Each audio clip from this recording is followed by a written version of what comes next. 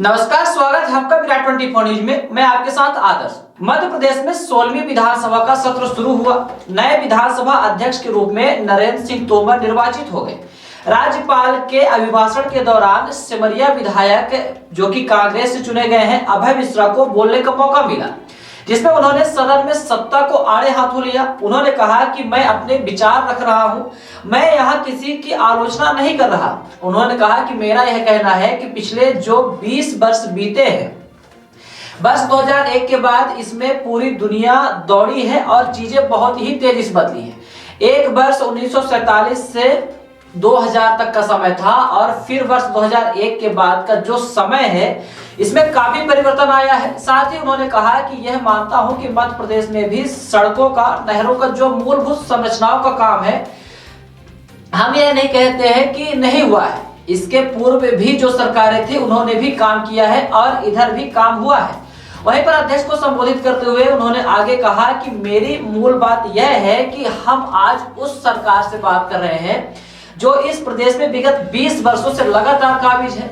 यह 20 वर्ष की स्थापित सरकार है जिसमें 18 वर्ष लगातार एक ही व्यक्ति हमारे मुख्यमंत्री रहे।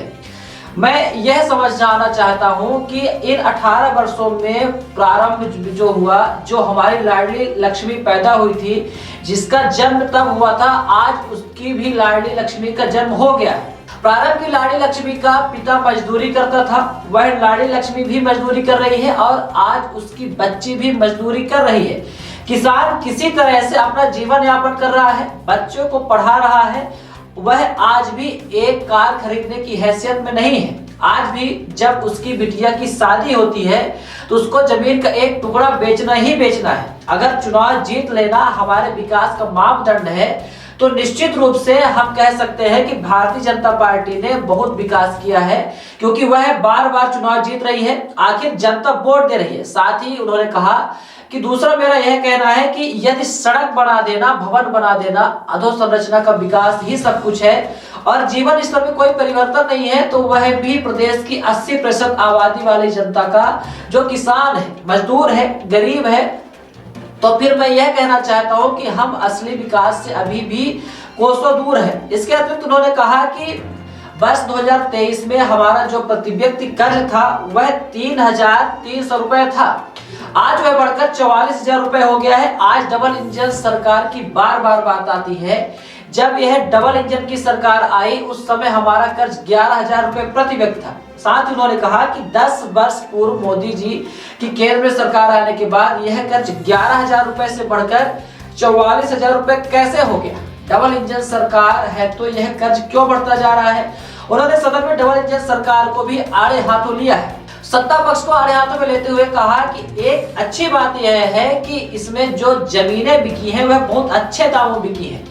18,000 रुपए वर्ग फुट में बिकी है। सरकार को धन की कमी थी, उसके लिए उन्होंने व्यवस्था की, लेकिन हमारे रीवा में उन्होंने रीवा का जिक्र करते हुए कहा कि रीवा में पुनर्गठनीकरण योजना जारी है। मध्य प्रदेश में और भी जगह है, पैरेलल क्यों जारी है। जो जमीन लाख संपत्ति विभाग में 18,000 20,000 रुपए वर्ग फुट बिक रही है, वही हमारे रीवा में मुख्य चौराहों पर जो ओपन ऑक्शन पर 25,000 रुपए वर्ग फुट में बिकेगी, वह 2200 रुपए वर्ग फुट कैसे बिक रही है। 500 करोड़ 1,000 करोड़ रुपए का घोटाला एक तरफ से पैरेलल रूप से हो रहा है। मेरा यह कहना है कि क्या विकास के नाम पर हम चीजों को इसी तरह से जुटाते चले जाएंगे। हमारा अगला बिंदु यह है कि केंद्रीय किचन सेट और रेडी टू ईट, यह दो ऐसी योजना है जो कोई नहीं जानता कि यह योजनाएं कागजों पर चलती है। एक योजना आंगनबाड़ी से चलती है और एक योजना जिले से चलती है। आप इसका खर्च देखेंगे, यह देखेंगे कि वह खर्च कितना जा रहा है, तो हम पाते हैं कि ये देखें कि हम कितने कर्ज में डूबते जा रहे हैं, हम कहां थे और कहां पहुंच गए। वहीं पर हमारी अधोसंरचना का सर्वांगीण विकास तो हुआ है। क्या हम करप्शन वाली मनी को रोक सकते हैं। अभी हमारे नए मुख्यमंत्री बने हैं, एक नई शुरुआत हुई है। अभी भी अगर हमने अपना ध्यान केंद्रित कर लिया और एक सुनियोजित प्लान के तहत अभी तक हम तुष्टीकरण पर काम करते हैं, शायद हमको ऐसा लगता है नहीं था कि हर 5 वर्ष में हमारी सरकार बन जाएगी तो हम शॉर्टकट में तुरंत का तुरंत ही कैसे लोग संतुष्ट हो और चुनाव जीतना हमारा मुख्य लक्ष्य था। परंतु मेरा ऐसा मानना है कि माननीय मुख्यमंत्री और आप सब लोग मिलकर एक लंबा प्लान बनाएं कि हम ईमानदारी से मध्य प्रदेश के हित में काम करें। अभय मिश्रा ने कहा कि जनता अपने आप जाएगी और यह जो चीजें हैं, जो यह लीकेज है, इस पर कंट्रोल हो सकता है। आप खुद सोचिए कि सिंगरौली में एक ही व्यक्ति लगातार 3 बार से प्रभारी मंत्री रहे। उन्होंने राजेश शुक्ला को आड़े हाथों लेते हुए कहा, जो कि मध्य प्रदेश के उप मुख्यमंत्री निर्वाचित हुए हैं, कि एक ही व्यक्ति 3 बार लगातार प्रभारी मंत्री रहा। ऐसा क्या था कि वही लगातार प्रभारी मंत्री रहे? सवालों से अभय ने सत्ता को घेरा। जिस तरह से अभय मिश्रा पर रीवा की 7 सीटों के विधायकों के कामकाज के सवालों के जिम्मा है, उसी तरह सदन में भी अभय की आंधी देखने को मिली।